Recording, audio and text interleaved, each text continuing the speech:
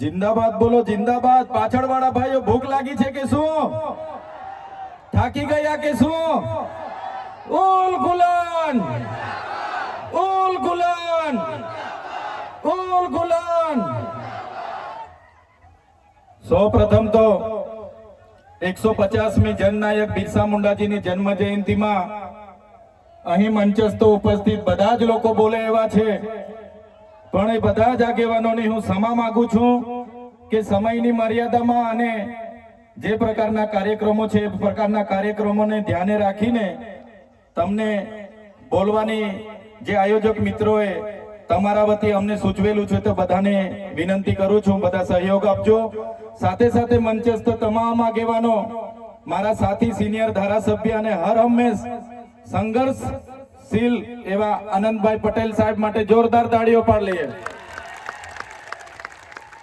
એવા આ વિસ્તારના સાથી આગેવાન એવા શેરખાનભાઈ, ડોક્ટર દયારામભાઈ, દેવેન્દ્રભાઈ, હરિસિંહભાઈ વસાવા, સાથે નિરંજનભાઈ વસાવા, પિયુષભાઈ પટેલ, યુવરાજસિંહભાઈ જાડેજા, રજનીભાઈ વસાવા, વનરાજભાઈ વસાવા અને આ વિસ્તારના દરેક પદાધિકારીઓ, તાલુકા પંચાયતના, જિલ્લા પંચાયતના સભ્યશ્રીઓ, સરપંચશ્રીઓ, પૂર્વ સરપંચશ્રીઓ, મુખીઓ, પટેલો, સંતો, મહંતો, વડીલો, આગેવાનો, માતા બહેનો અને સૌને મારા ઉલગુલાન જિંદાબાદ। સાથીઓ, બિરસા મુંડાની વાત આગળના આપણા વક્તા આનંદભાઈએ કરી। એમનો જન્મ 1875માં ખોટી જિલ્લાના ઉલહત્તુ ગામમાં થયો। એક સામાન્ય પરિવારમાંથી એમણે તે વખતે જોયું કે અંગ્રેજો દ્વારા આપણા આદિવાસીઓની જળ, જંગલ, જમીન પર તરાપ મારવામાં આવે છે, આદિવાસીઓ પર કરવેરા નાખવામાં આવે છે અને 1899માં મુંડા વિદ્રોહ અંગ્રેજો સામે થયો। એની નેતાગીરી બિરસા મુંડાજીએ લીધી અને એમાં એમની ધરપકડ કરવામાં આવી। ઘમાસણ યુદ્ધો થયા, એક બાજુ તીરકમઠા ભાલા, એક બાજુ ગોળીબાર થયો અને એમને જેલમાં પૂરવામાં આવ્યા અને માત્ર 25 વર્ષની ઉંમરમાં જેલમાં એમનું મૃત્યુ થયું અને સેનામાંથી મૃત્યુ થયું છે એના આજ દિન સુધી કોઈ પુરાવા આપણને મળ્યા નથી। ત્યારે સાથીઓ, આ બિરસા મુંડાનો ધ્યેય આદિવાસી સ્વાયત્ત રાજ, આદિવાસી સ્વતંત્ર રીતે સ્વમાનભેર શેરની જેમ જીવે એવો ધ્યેય હતો। તમને ને અમને બધાને ઇતિહાસમાં ભણાવવામાં આવ્યો ઉત્ક્રાંતિવાદ, ચાર્લ્સ ડાર્વિનના ઉત્ક્રાંતિવાદના સિદ્ધાંતોમાં જણાવવામાં આવ્યું કે જ્યારે આ પૃથ્વી પર માનવી સભ્યતાનું ઉત્પન્ન થયું ત્યારે આદિમાનવ તરીકે સૌપ્રથમ પૃથ્વી પર આદિવાસીઓ આવ્યા। શરૂઆતમાં પેડાની શોધ થઈ, અગ્નિની શોધ થઈ, ધાન્યની શોધ થઈ, ખેતીની શોધ થઈ અને બધા ખેતીની શોધની સાથે સાથે પરિવારો સાથે રહેતા થયા એટલે નાના નાના ગામો, નાના નાના કબીલાઓ બન્યા અને એ કબીલાઓના મુખીઓ બન્યા, સરદારો બન્યા અને શાંતિથી પ્રકૃતિ સાથેનું એમનું જીવન ચાલુ હતું।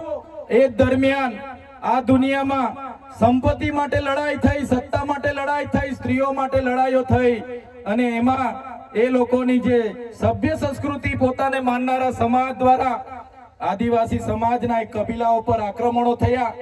સામદામ દંડભેદ નીતિ અંતર્ગત જ્યારે આપણો આદિવાસી સમાજના એ લોકો સરેન્ડર નહીં થયા તો યુદ્ધો કરીને આપણા કબીલાઓ છીનવાઈ ગયા અને આપણું શોષણ થયું, ઘર્ષણ થયું, જળ, જંગલ, જમીનો છીનવાઈ અને તમે જોયું હશે આપણા દેશ પર બહારથી મુગલો આવ્યા, ડચો આવ્યા, હુણો આવ્યા, અંગ્રેજો આવ્યા, પોર્ટુગીઝો આવ્યા, ફ્રેન્ચો આવ્યા અને આ અંગ્રેજોએ પણ 200 વર્ષ આપણા દેશ પર રાજ કર્યું।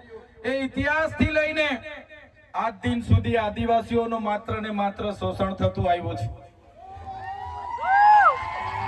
ત્યારે આદિવાસીએ આઝાદીની લડતમાં પણ તમે જોયું હશે, તમે બિરસા મુંડાનો ઇતિહાસ વાંચો, તમે ગુરુ ગોવિંદનો ઇતિહાસ વાંચો, ટાટિયા મામા ખાજ્યા નાયકનો ઇતિહાસ વાંચો, તમે માનગઢ ધામમાં થયેલો હત્યાકાંડનો ઇતિહાસ વાંચો, તમે દડવાડામાં પાલ દડવામાં થયેલો હત્યાકાંડનો ઇતિહાસ વાંચો તો આ ઇતિહાસમાં આદિવાસીઓ અંગ્રેજોને હંપાવ્યા પણ કૂટનીતિ કરીને અંગ્રેજોએ આપણા લોકોને નરસંહાર કરી અને આપણા વિસ્તારમાં આપણા ક્રાંતિકારી લોકોને શહીદી વહોરવી પડી. દેશના આઝાદીમાં આપણું આટલું મોટું યોગદાન હતું. દેશ આઝાદ થયો, દેશમાં લોકશાહી આવી, લોકશાહીમાં દેશમાં બંધારણ બન્યું અને બંધારણની કલમમાં 444, 244, 13 કમાં આપણા વિસ્તારને 5મી અનુસૂચિ તરીકે જાહેર કરવામાં આવ્યો. એ જ પ્રકારે દેશના આસામ હોય, સિક્કિમ હોય, મિઝોરમ હોય, નાગાલેન્ડ હોય, મેઘાલય હોય, તમામ રાજ્યને અનુસૂચિ 6 અંતર્ગત સમાવેશ કરવામાં આવ્યો. ત્યારે અનુસૂચિ 6 ત્યાં લાગુ કરવામાં આવી અને ગુજરાતમાં આજ દિન સુધી અનુસૂચિ 5 લાગુ કરવામાં નથી આવી. અને આ સત્તામાં બેઠેલા લોકો અનુસૂચિ 5 લાગુ હોવા છતાં પોતાનો સત્તાનો દુરુપયોગ કરીને આદિવાસીઓની જમીનો છીનવી રહ્યા છે, આદિવાસીઓના ખનીજો છીનવી રહ્યા છે, કુદરતી સંપાદનો છીનવી રહ્યા છે. રોડના નામે, ડેમના નામે, આ વિસ્તારમાં કોરિડોરના નામે, જીએમડીસીના નામે, હાઇડ્રો પાવરના નામે, જીઆઈડીસીઓના નામે, સરકારી આવાસોના નામે, સ્ટેચ્યુના નામે આજે આદિવાસીઓને એમની જમીનો છીનવાઈ રહી છે. આજે આખા દેશમાં 80 લાખ આદિવાસીઓ વિસ્થાપિત થયા છે. એ આ સરકારો દ્વારા કરેલી દેન છે સાથીઓ. આજે ગુજરાતમાં, આજે દેશમાં 8% આદિવાસીઓ છે. 2011 ની વસ્તી ગણતરી પ્રમાણે 11 કરોડથી પણ વધારે દેશમાં આદિવાસીઓ છે. આજે ગુજરાતમાં 15% આદિવાસીઓ છે. 1,25,00,000 આદિવાસીઓ ગુજરાતમાં છે. 29 જાતિઓ ગુજરાતમાં આદિવાસીઓની છે. આજે તમે મને બતાવો કયા ક્ષેત્રમાં આદિવાસીઓ 15% છે, બતાવો મને. તમે સચિવાલયમાં જશો, આદિવાસીઓનું લિસ્ટ તમે માંગજો. તમે હાઈકોર્ટના જજની યાદી જોઈ લેજો. તમે ઇન્ડસ્ટ્રીયલના આપણા આદિવાસીઓને કેટલા લાભો મળ્યા છે જોજો. તમે રિયલ એસ્ટેટમાં આપણા આદિવાસીઓની સંખ્યા જોજો. ત્યારે આઝાદીના 78 વર્ષમાં સરકારોએ માત્ર ને માત્ર આદિવાસી બજેટમાંથી અમૃત મહોત્સવો કાઢે છે, વિકાસ મહોત્સવો કાઢે છે, ગૌરવ યાત્રાઓ કાઢે છે અને પોતાના તાઇફાઓ કરે છે. ત્યારે હવે આપણે બધાએ જાગી જવાનું છે અને આ સરકારને 2027માં ઉખાડીને આપણે ફેંકી દેવાની છે. સાથીઓ, અમે 4 વર્ષ પહેલા જનનાયક બિરસા મુંડાજીની પ્રતિમા ડેડિયાપાડામાં સ્થાપના કરતા હતા અને એમના વિચારોને ઉજાગર કરવા માટે, એમના વિચારોમાંથી આવનારી પેઢી પ્રેરણા લે માટે અમે ત્યાં પ્રતિમા સ્થાપિત કરતા હતા. ત્યારે આ ભાજપના સાંસદ મનસુખભાઈ વસાવા, 3 જિલ્લાની પોલીસ અને એમના આરએસએસ વાળાએ આપણને ત્યાં પ્રતિમા સ્થાપતા અટકાવી દીધા હતા અને પ્રતિમા સ્થાપતા આપણા ઘણા લોકોને ડિટેન કર્યા હતા. 3 જિલ્લાની પોલીસ અમને પકડવા માટે આવી હતી, છતાં આપણે એમનાથી ડર્યા નથી અને બિરસા મુંડાની પ્રતિમા ડેડિયાપાડામાં સ્થાપિત કરી છે. ત્યારે આજે દેશના વડાપ્રધાનને આજે ડેડિયાપાડા આવવું પડે એ આપણા બધાની તાકાત છે, તાકાત છે. ત્યારે વડાપ્રધાન ડેડિયાપાડા આવે છે ત્યારે લોકોને ભેગા કરવા માટે 500 કરોડ આદિવાસી બજેટમાંથી જોગવાઈ કરવામાં આવી છે. હજારો બસોની વ્યવસ્થા કરવામાં આવી છે અને બધા કર્મચારીઓને એમાં લગાડી દેવામાં આવ્યા છે. આજે ડેડિયાપાડાના ગામડાઓમાં ટીડીઓ ના મળે, તલાટીઓ ના મળે એવા ગામડાઓની ગલીઓમાં આ ગુજરાતના નાયબ મુખ્યમંત્રી, એમના મંત્રીઓ, એમના સાંસદો, એમના ધારાસભ્ય ડેડિયાપાડાના ગલીઓમાં 4 દિવસથી ફરે છે.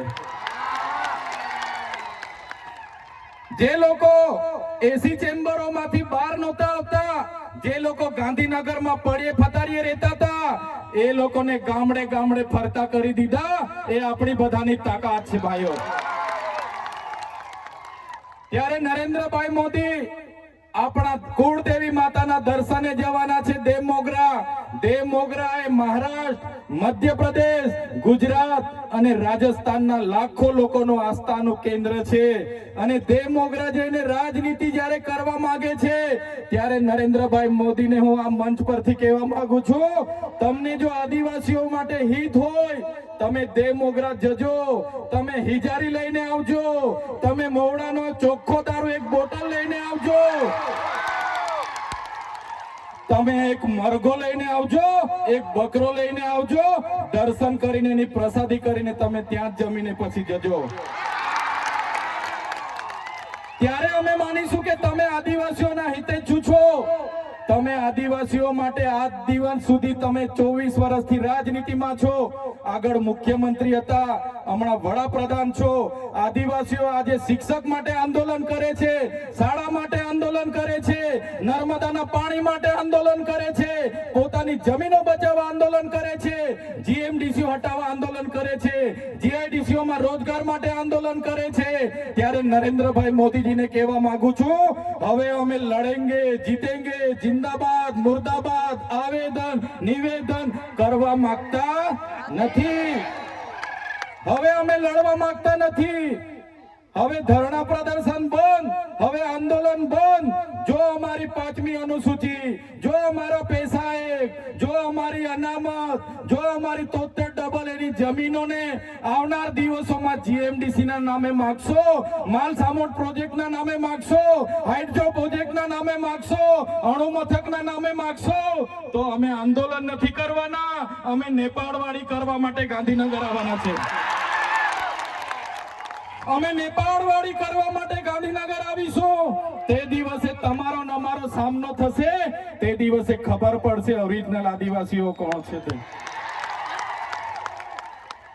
ત્યારે કેટલાક મીડિયા વાળા મિત્રોએ મને પૂછ્યું, તમારા ડેડિયાપાડામાં નરેન્દ્રભાઈ મોદી આવે છે, તમારું બધું પૂરું થઈ જાય. ત્યારે મેં મીડિયા વાળાને મિત્રોને કીધું, નરેન્દ્રભાઈ મોદી આવીને જાય પછી એમના મિત્ર ડોનાલ્ડ ટ્રમ્પને પણ લઈ આવજો, અમારા લોકોને ક્યાંય ફેર પડવાનો નથી.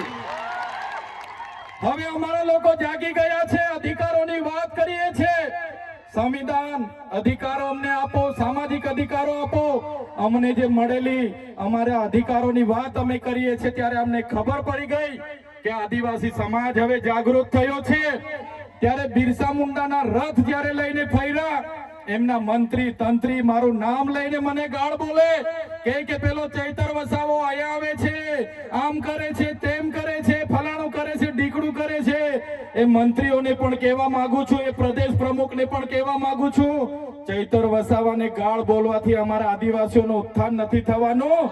તમે આદિવાસીની ઉત્થાનની વાત કરો. મને ગાળ બોલવાથી અમારા લોકોનો જો વિકાસ થઈ જવાનો હોય તો હું દરરોજ તમારી ઓફિસે તમારી ગાળ ખાવા માટે પણ તૈયાર છું. સાથીઓ, અમે આનંદભાઈ સાથે વિધાનસભામાં લડીએ, રોડ પર લડીએ, સદન પર લડીએ અને આદિવાસીઓની ન્યાયની વાત કરીએ, અધિકારની વાત કરીએ. આ લોકોને ગમતું નથી. આનંદભાઈ પર અનેક કેસ થાય, મારા પર અનેક કેસ થાય, અમને જેલોમાં નાખવામાં આવે, પણ અમે આ સરકારની જેલોથી અમે ડરવા વાળા લોકો નથી, અમે લડવા વાળા લોકો છે. સાથીઓ, આ મંચ પરથી કહેવા માંગીએ છીએ, આ ચૈતર વસાવાના, અનંત વસાવાને જ્યારે સમાજની જરૂર પડશે અમે આ ધડ ધરવા માટે પણ તમારી સાથે તૈયાર છે. આ ધડ ધરવા માટે પણ અમે સમાજ માટે તૈયાર છે. એ ગુજરાતના મુખ્યમંત્રી ભૂપેન્દ્રભાઈ પટેલ, એ ગુજરાતના ઉપમુખ્યમંત્રી હર્ષભાઈ સંઘવીની પોલીસમાં પાણી નથી કે આ ચૈતર વસાવાના અનંત પટેલને એરેસ્ટ કરી શકે. ત્યારે સાથીઓ, જાગવાની જરૂર છે. આગળ ડોક્ટર સાહેબે કીધું, આપણી જે મૂળ સંસ્કૃતિ છે આપણે ભૂલી જાયેલા. આપણો નંદરિયો દેવ, આપણો ગામનો હિમારિયો દેવ, આપણો વાઘ દેવ, ગોવાળ દેવ, આપણો કાળિયો ભૂત, આપણે ધરતી માતાને પૂજનારા, આપણે નદી નાળાને પૂજનારા, આપણે ચંદ્ર અને સૂર્યને પૂજનારા, આપણે પ્રકૃતિના પૂજક તરીકે છે. ત્યારે જન્મ મરણની વિધિ, લગ્નની વિધિ આપણે ભૂલી ચાલ્યા છે. ત્યારે આજે આ લોકો આપણા પર જાતિનો દાખલો માંગે છે, પુરાવા માંગે છે. ભણેલા છોકરાઓને પૂછી લો. સાથીઓ, જે આપણી રીત પરંપરાઓ છે, આપણો જે પહેરવેશ છે, આપણા પૂર્વજો આઝાદી પહેલા ઓળખી કાઢતા હતા. ગોરા અંગ્રેજો આવ્યા, એમના પહેરવેશ એમની બોલી પરથી આપણા પૂર્વજો જાણી ગયા કે આપણા દુશ્મન છે. આજે તો આપણે એ લોકોની સંસ્કૃતિ અપનાવતા થઈ ગયા, એ લોકોના પેન્ટ શર્ટ પડતા થઈ ગયા, એ લોકોના જીન ટી શર્ટ પહેરતા થઈ ગયા, એ લોકોના બૂટ સૂટ આપણે પહેરતા થઈ ગયા. આપણી બહેનો પણ આજે પંજાબી પહેરતી થઈ ગઈ, ડ્રેસ પહેરતા થઈ ગયા, ચણિયા ચોરી પહેરતી થઈ ગઈ, જીન્સ ટી શર્ટ પહેરતા થઈ ગયા.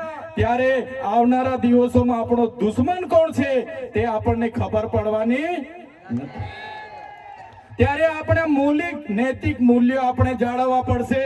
આપણી બોલી ભાષા આપણે સાચવવી પડશે. આપણો પહેરવેશ, આપણી સંસ્કૃતિ, આપણા વારસામાં મળેલી આપણી પરંપરાઓ, રીત રિવાજો આપણે સાચવવા પડશે. સાથીઓ, આપણા વિસ્તારમાં વૈશ્વિકરણના નામે જમીનો છીનવાય છે.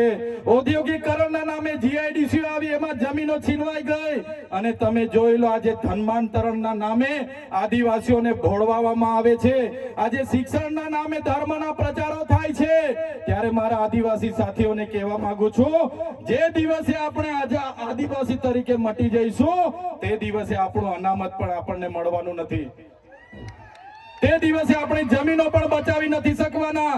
સંવિધાને આપેલી જળ, જંગલ, જમીન પરના અધિકારો પણ નથી બચાવી શકવાના. ત્યારે આ લોકોને આપણે કહેવાનું છે કે આપણે હવે ઓરિજિનલ આદિવાસીની રીત રિવાજમાં, પહેરવેશમાં, આવા કાર્યક્રમમાં આપણા ઓજારો સાથે, વાજિત્રો સાથે ઉપસ્થિત થયેલા છે. ત્યારે મારા તમામ વડીલો, તમામ યુવાનો, માતા બહેનોને વિનંતી છે કે આ કાર્યક્રમ એ સમાજનો કાર્યક્રમ છે. અને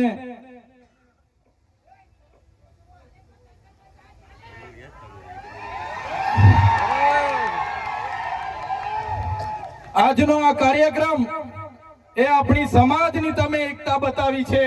આજે ભાજપના નેતાઓને, ભાજપના મુખ્યમંત્રી, ઉપમુખ્યમંત્રીને અને ભાજપના વડાપ્રધાનને આદિવાસીઓની તાકાત આજે આપણે બતાવી દીધી છે. એ બદલ બધાનો ખૂબ ખૂબ આભાર. આ આપણી તાકાત છે. અને જ્યારે પણ કોઈ જીએમડીસી ની વાત આ વિસ્તારમાં લઈને આવશે, જ્યારે પણ આ વિસ્તારમાં હાઇડ્રો પ્રોજેક્ટના નામે ગામડાઓ વિસ્થાપિત કરવાની વાત કરશે, કોરિડોરના નામે ગામડાઓને વિસ્થાપિત કરવાની વાત આવશે, માલસામોડ પ્રોજેક્ટના નામે ગામડાઓ વિસ્થાપિત કરવાની વાત આવશે, કે કેવડિયાની મારી બહેનોને હેરાન કરવાની વાત આવશે, તે દિવસે પણ આવો ઘોડાપુર આપણે પહોંચવાનું છે. તે દિવસે પણ ઘોડાપુર થઈને આપણે પહોંચવાનું છે. ત્યારે મારા સાથીઓ, મારા વડીલો, મારા યુવાનો, બાળકો, સૌ તમે પોતાના વિસ્તારમાંથી પોતાના રોટલા ખાઈને, પોતાના ભાડે થઈને તમે અહીંયા પહોંચેલા છો. ત્યારે આજ તમારો ભાવ, આજ તમારા અમારા પ્રત્યેનો પ્રેમ, આ તમારો સહકાર અમારી તાકાત છે.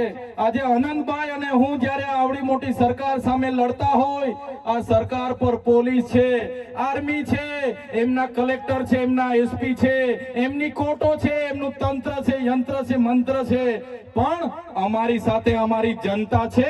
એ લોકો અમને ક્યારે કાઢી નહીં શકે. સાથીઓ, કોર્ટમાંથી હું છૂટીને આવ્યો અને આ પોલીસ, એ ભાજપની પોલીસે ખોટા સોગંદનામા કર્યા અને સોગંદનામાના લીધે મને ડેડિયાપાડામાં આજે પ્રવેશ બંધી છે. અને હું રાજપીપળા રેમ છું, ત્યાં પણ કેટલાક પોલીસ અધિકારીઓ અને ભાજપના નેતાઓ કહે છે કે આને નર્મદામાંથી પણ બહાર કાઢો. ત્યારે નેતાઓને હું કહેવા માંગુ છું, તમે મને ડેડિયાપાડામાંથી બહાર કાઢશો, તમે મને નર્મદામાંથી બહાર કાઢશો, અમે અમારા લોકોના દિલમાં વસેલા છે, ત્યાંથી ક્યારે બહાર નથી કાઢી શકવાના. અમે અમારા લોકોના દિલમાં વસેલા છે, ત્યાંથી કોઈની તાકાત નથી કે અમને તેમાંથી બહાર કાઢી શકે. ત્યારે સાથીઓ, હમણાં આપણો બધાનો વિરોધ જોઈને, આપણી બધાની કામગીરી જોઈને આ લોકોએ હમણાં મંત્રીમંડળ બદલ્યું, બધા મંત્રીઓને બદલી કાઢ્યા. આપણા વિસ્તારમાં પણ 4 રબર સ્ટેમ્પ મંત્રીઓને રાખી દીધા છે. ત્યારે આ સરકારને કહેવા માંગીએ છીએ, ભેંસ દૂધ ઓછું આપે તો ત્યારે ભેંસના ખીલા બદલવાથી દૂધ વધતું, ભેંસ દૂધ ઓછું આપે એના ખીલા બદલવાથી ભેંસનું દૂધ વધતું. આવનારા દિવસોમાં સરકારને કહીએ છે, મંત્રીઓ બદલવાથી અમારો કોઈ વિકાસ થવાનો નથી. 2027માં અમે સરકાર બદલી દેવાના છે. બદલી દેશું ને આપણે? તૈયાર છો બધા? ત્યારે આ સરકારને ખબર પડશે કે સરકાર બદલવા વાળા આવી ગયા છે. ત્યારે સાથીઓ, વધારે વાતો નથી કરતા, હજુ આપણે અહીંથી રેલીનું પ્રસ્થાન કરવાનું છે. આજે વડાપ્રધાન નરેન્દ્રભાઈ મોદીજી ડેડિયાપાડામાં આવે છે એમ કરીને પરવાનગી તો માંગવાની હોતી નથી અમારે, છતાં પોલીસ વિભાગ અને વહીવટી તંત્ર દ્વારા કહેવામાં આવ્યું કે જેમ બને તેમ પ્રોગ્રામ પતાવજો.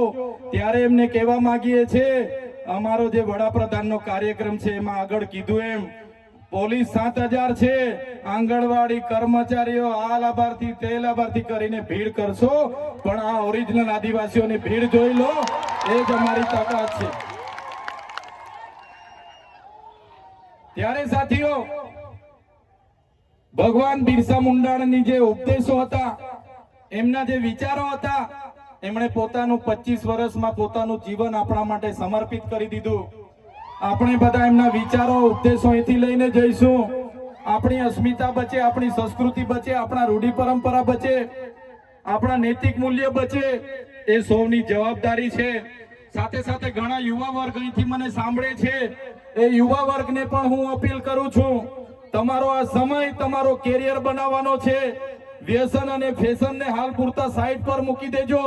તમારું પહેલા કેરિયર બનાવો, પછી આપણે આવનારા દિવસોમાં બધું જોઈ લઈશું. એટલે મારા તમામ સમાજના લોકોને અપીલ કરું છું, આ સરકાર આપણને ભણવા ના દે, આ સરકાર આપણે રોજગારી ના આપે, છતાં આપણે બધાએ સાથે મળીને આવનારા દિવસોમાં આપણા સમાજને દિશા આપવાનું કામ કરવાનું છે.